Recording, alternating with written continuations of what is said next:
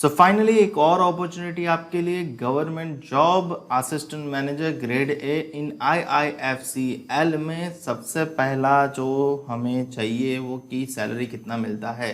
तो यहाँ पे आपका मंथली ग्रॉस सैलरी बन रहा है, वो बन रहा है 80,000 प्लस आपको जो ग्रॉस सैलरी के अनुसार जो जो अलाउंसेस मिलते होंगे, HRA, gratuity, leave fare concession, leave encashment, reimbursement of medical expenses, conveyance facility, mobiles, residential telephone, newspaper, household expense, mobile handset charger, children education etcetera etcetera, वो सब कुछ मिलाकर आपका जो पैकेज बनेगा ना वो 18 लैक्स का पैकेज बनेगा। यानी आपका मंथली सैलरी अगर काउंट करें तो 1 लाख के ऊपर फोर श्योर निकल जाएगा। ठीक है, यूँ कहूँ तो 1.5 लाख बनेगा तभी 18 लाख का पैकेज बनता है। ठीक है, सो सैलरी तो काफ़ी सारा तगड़ा है। तो चलिए जान लेते हैं इसी नोटिफिकेशन के रिगार्डिंग पूरी जानकारी, IIFCL grade A 2023 recruitment notification. सबसे पहले जिन लोगों को ये लगता है कि ये गवर्नमेंट जॉब नहीं है तो बता दूं कि India infrastructure finance company limited या IIFCL का फुल फॉर्म है, जो Holi owned by government of India है, यानी ये कंप्लीट गवर्नमेंट जॉब है।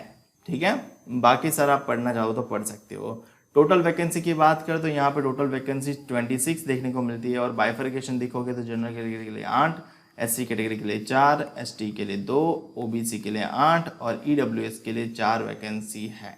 ठीक है, आगे बढ़े तो एज रिक्वायरमेंट की बात करें तो मैक्सिमम एज लिमिट 30 साल मांगी है 28 फरवरी 2023 के अनुसार, और मिनिमम एज लिमिट 21 साल होनी चाहिए। तो 21 साल से 30 साल आपका एज लिमिट है। एज रिलैक्सेशन की बात करें तो SC ST के कैंडिडेट को एज रिलैक्सेशन मिलता है 5 साल का, OBC नॉन क्रिमिनल वालों को 3 साल का, PWD यानी पर्सन विद डिसेबिलिटी वालों को 10 साल का, और बाकी सारा आपको अगर रिलेवेंट है तो आप देख सकते हो राइट्स वाला और चिल्ड्रन फैमिली वाला।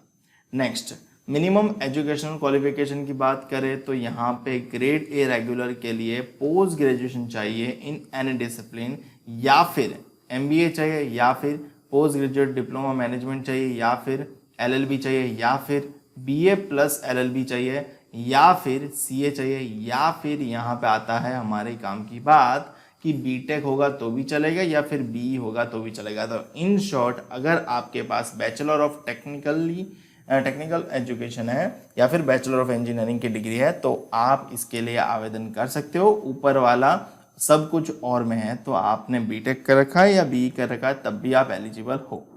ठीक है, आगे बढ़ते हैं वर्क एक्सपीरियंस। जी हाँ, इन्होंने वर्क एक्सपीरियंस मांगा है। एसेंशियल मतलब ज़रूरी है 1 साल का ऑफिसर केडर में financial sector, bank sector, financial institution, PSU, reputed corporates में, यानी आपका ये एसेंशियल है, यानी ये वर्क एक्सपीरियंस चाहिए। ठीक है, चलिए आगे बढ़ते हैं। सिलेक्शन प्रोसेस की बात करें तो सिलेक्शन होगा प्रिलिमिनरी स्क्रीनिंग एग्जामिनेशन पे, रिटन एग्जामिनेशन पे, बिहेवियरल एग्जामिनेशन पे एंड इंटरव्यू पे। ठीक है, तो ये सारी एग्जामिनेशन सिलेक्शन प्रोसीजर के अंदर इंक्लूड रहेगी। आपका एग्जाम पैटर्न जो होगा, एग्जाम टेस्ट का सिलेक्शन 1 इस प्रकार से होगा, जहाँ पे रीजनिंग होगा, क्वांट होगा, इंग्लिश होगा, करंट अफेयर्स होगा। आपका वेटेज परसेंटेज देख सकते हो 20%, 20%, 15%, 10%, और कुल मिला के अगर क्वेश्चन देखोगे नंबर ऑफ तो 100 क्वेश्चन बनेंगे, मार्क्स देखोगे तो 100 मार्क्स बनेंगे, और इतने 100 क्वेश्चन के लिए आपको कितना मिनट मिलेगा, 60 मिनट यानी 1 घंटा दिया जाएगा।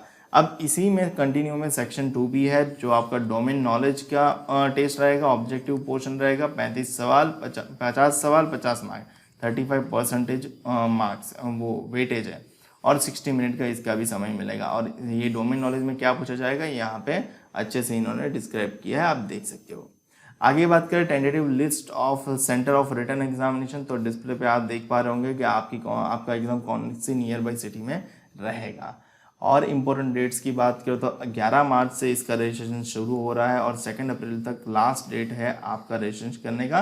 तो अगर आपको रजिस्ट्रेशन करना है तो 2 अप्रैल से पहले आवेदन ज़रूर दे देना। और रिटन एग्जामिनेशन की टेंटेटिव डेट है अप्रैल 2023। यहाँ पे एक चीज़ ध्यान देने वाली बात है कि आपका जो हैंड रिटन डिक्लेरेशन है वो नॉर्मल की तरह नहीं है, यहाँ पे अलग से इन्होंने टैक्स दिया है। तो ये हैंड रिटन डिक्लेरेशन अपलोड करना, जो पुराना वाला SBI, PO, IBPS, PO में यूज़ किया होगा वो मत डाल देना। पेमेंट ऑनलाइन फीस की बात करें, एप्लीकेशन फीस की, तो अनरिजर्व ईडब्ल्यूएस ओबीसी कैटेगरी के लिए 500 रुपया है और पीडब्ल्यूडी एसटी कैटेगरी के लिए नील है और इंटीमेशन चार्जेस 100 रुपया है। तो 500 प्लस 100 कितना हो जाएगा, 600 रुपया इनके लिए और 100 रुपया इनके लिए। ठीक है, ये थी आवेदन करने की लिंक, आपको मैं डिस्क्रिप्शन में दे दूंगा IIFCL ग्रेड ए रिक्रूटमेंट की रिगार्डिंग। कोई भी डाउट हो आप कमेंट सेक्शन में कमेंट करके पूछ सकते हो, मैं आपका डाउट क्लियर करने की कोशिश पूरी करूंगा। मिलते हैं अगले वीडियो में।